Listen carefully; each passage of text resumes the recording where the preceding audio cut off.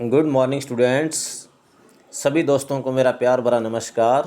आज मैं आपको एक बेहद ही आसान टॉपिक टेंस सिखाने जा रहा हूं और बड़ी उम्मीद है कि सब बच्चे इसे सीख जाएंगे। सब बच्चे, बुजुर्ग या वयस्क, युवा, युवतियां सब सीखेंगे। देखना, tenses are mainly divided into 3 parts to understand the timing of the action.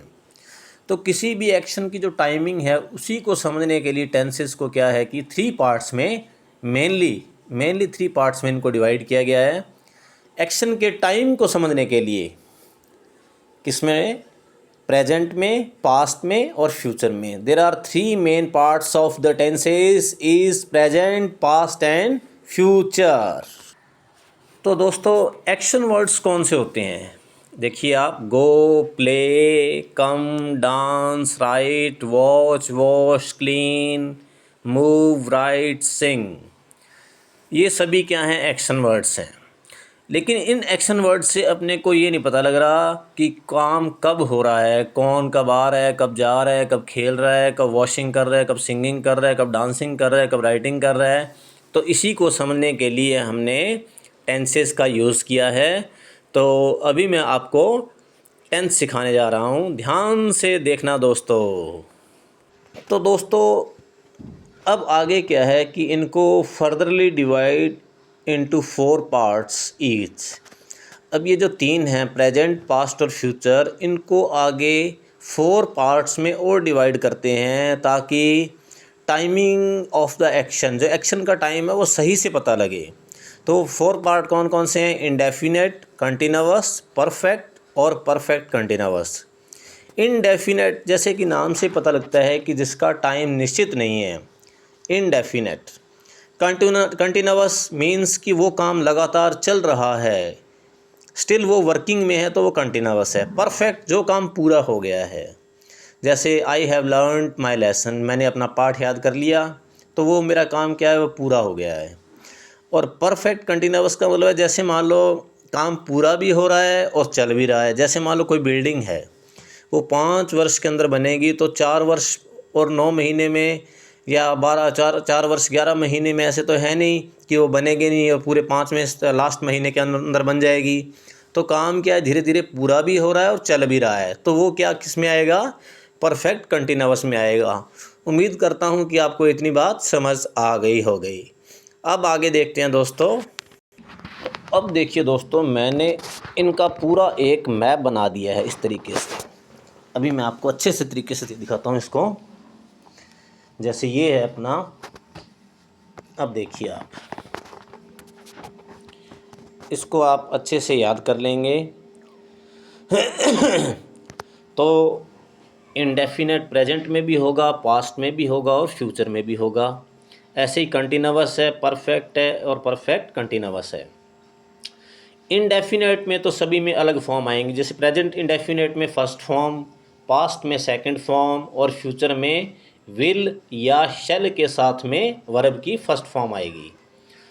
और कंटिन्यूअस में सभी में आईएनजी फॉर्म आएगी, चाहे प्रेजेंट कंटिन्यूअस है, चाहे पास्ट कंटिन्यूअस है, फ्यूचर कंटिन्यूअस है, सभी में वर्ब की कौन सी फॉर्म? आईएनजी आएगी।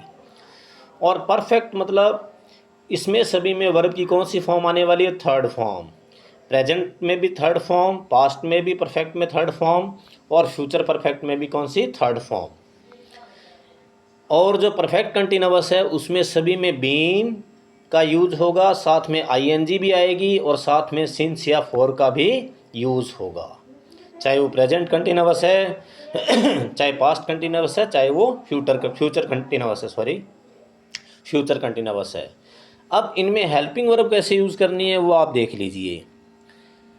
जैसे इंडेफिनिट में, प्रेजेंट इंडेफिनिट में सिर्फ वर्ब की फर्स्ट फॉर्म, पास्ट इंडेफिनिट में सेकंड फॉर्म और फ्यूचर इंडेफिनिट में विल या शैल के साथ में फर्स्ट फॉर्म। प्रेजेंट कंटिन्यूअस में इज़, एम, आर तीनों में से किसी एक फॉर्म का यूज़ करेंगे और आईएनजी सभी में आनी है। वाजवर का यूज़ करेंगे पास्ट कंटिन्यूअस में और फ्यूचर में विल बी या शैल बी का। परफेक्ट में सभी में थर्ड फॉर्म आएगी। प्रेजेंट परफेक्ट में हैज़, हैव के साथ में थर्ड फॉर्म, पास्ट परफेक्ट में हैड के साथ वर्ब की थर्ड फॉर्म और फ्यूचर परफेक्ट में विल हैव या शैल हैव के साथ में वर्ब की थर्ड फॉर्म। परफेक्ट कंटिन्यूअस में सभी में बीन प्लस वर्ब की जो आईएनजी फॉर्म है और सिंस या फॉर सभी में आएगा। तो प्रेजेंट परफेक्ट कंटिन्यूअस में हैज़ बीन या हैव बीन दोनों में से किसी एक का यूज़ करेंगे। पास्ट परफेक्ट कंटिन्यूअस में हैड बीन का यूज़ करेंगे और फ्यूचर परफेक्ट कंटिन्यूअस में विल हैव बीन या शैल हैव बीन दोनों में से एक का यूज़ करेंगे। तो अब दोस्तों आप इसकी देखिए हिंदी में इसकी पहचान कैसे करेंगे। जैसे प्रेजेंट इंडेफिनेट है तो उसमें लास्ट में क्या आएगा, ता हूँ, ती हूँ। जैसे मैं क्रिकेट खेलता हूँ, मैं पढ़ता हूँ, मेरे पापा खेती करते हैं, तो इससे पता लगेगा कि ये प्रेजेंट इंडेफिनेट टेंस है। पास्ट इंडेफिनेट में जैसे मेरे पापा क्रिकेट खेलते थे, मेरे दादाजी खेती करते थे, तो वो सब क्या है, पास्ट में आएगा। फ्यूचर में जैसे मैं टीचर बनूँगा, मैं डांसर बनूँगी, इस प्रकार से। तो इसमें क्या है कि मान लो जो हैबिचुअल एक्शंस हैं या जो अपने वर्क्स हैं वो सब क्या है, इंडेफिनेट में आते हैं। अब कंटिन्यूअस में क्या है, जैसे प्रेजेंट कंटिन्यूअस में मैं क्रिकेट खेल रहा हूँ, मैं पढ़ रहा हूँ।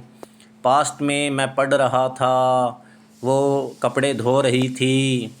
और फ्यूचर में वह कपड़े धो रही होगी, वो टीवी देख रहा होगा, इस तरह से। और जो परफेक्ट है उसमें प्रेजेंट परफेक्ट में जैसे मैंने खाना खा लिया है, या मैं 2 घंटे से काम कर रहा था लेकिन अब मैं अपना काम पूरा कर चुका हूँ। मैंने खाना खा लिया था, मैं पढ़ाई कर चुकी थी। इसमें जैसे फ्यूचर में मैं मान लो अपना शाम तक अपना गृह कार्य पूरा कर चुका हूँगा, या मैंने शाम तक अपना गृह कार्य पूरा कर लिया होगा। और इसमें क्या है, जो परफेक्ट कंटिन्यूअस है इसमें प्रेजेंट परफेक्ट कंटिन्यूअस में मैं 2 घंटे से खेल रहा हूँ। देखो कंटिन्यूअस में था कि मैं खेल रहा हूँ, इसमें मैं 2 घंटे से खेल रहा हूँ। इसमें मैं 2 घंटे से खेल रहा था और इसमें मैं 2 घंटे से खेल रहा होऊंगा। अभी अपने इसको थोड़ा सा और स्पष्ट करते हैं इंग्लिश के अंदर। तो अब दोस्तों अपने इसको इंग्लिश में समझने का प्रयास करते हैं। जैसे मैं जो 12 के 12 टेंसेज हैं आपको बोल के दिखाता हूँ। आई प्ले क्रिकेट, इसमें ओनली वर्ब की फर्स्ट फॉर्म आई है इंडेफिनेट में प्रेजेंट में। पास्ट इंडेफिनेट में I played cricket means second form.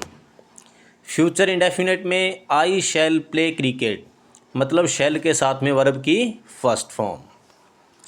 I am playing cricket present continuous हो या पास्ट कंटिन्यूअस हो या फ्यूचर कंटिन्यूअस हो, सभी में कौन सा आईएनजी फॉर्म कॉमन है। जैसे I am playing cricket, I was playing cricket, I shall be playing cricket. तो इसमें जो हेल्पिंग वर्ब्स आ रही हैं इसमें देखिए आप इज एम आर, इसमें एम आ गई, इसमें वाज मर में से वाज आ गई, और इसमें शैल बी या विल बी में से शैल बी आ गई। I am playing cricket, I was playing cricket, I shall be playing cricket. इसमें परफेक्ट मतलब कोई काम पूरा हो गया। जैसे I have played cricket, I had played cricket, I shall have played cricket. तो सभी में थर्ड फॉर्म कॉमन है, प्लेड, प्लेड और प्लेड। लेकिन हेल्पिंग वर्ब का यूज़ देखना है, इसमें हैज या हैव में से इसमें हैड अकेला हैड का यूज़ होगा, इसमें शैल हैव या विल हैव में से एक का यूज़ होगा। उसके बाद में परफेक्ट कंटिन्यूअस में सभी में बीन ज़रूर आएगा, सभी में आईएनजी फॉर्म आएगी और सिंस या फॉर आएगा। जैसे मैं 2 घंटे से क्रिकेट खेल रहा हूँ। अब कंटिन्यूअस में था कि मैं क्रिकेट खेल रहा हूँ, इसमें मैं 2 घंटे से, इसमें टाइमिंग दिया है, मैं 2 घंटे से क्रिकेट खेल रहा हूँ या 3 घंटे से खेल रहा हूँ। जैसे I have been playing cricket for 3 hours, इसमें I had been playing cricket for 3 hours, इसमें I shall have been playing cricket for 3 hours.